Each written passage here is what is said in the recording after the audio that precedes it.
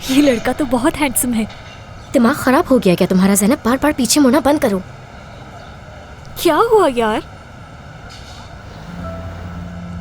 एक मिनट, कहीं ये लड़का तुम्हें पसंद तो नहीं? ये कैसे हो सकता है बताओ? देखो इसकी एक मंगेतर भी है, कल ये उसको डिनर पिलाया था।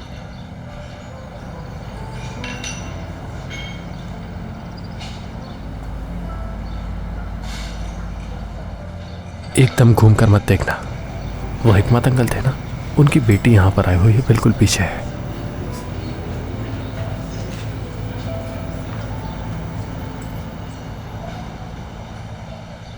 या अल्लाह, ये इस वक्त यहाँ क्या कर रही है?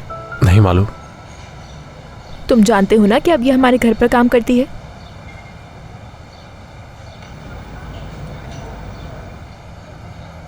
इस वक्त इसका यहाँ होना समझ में नहीं आ रहा मुझे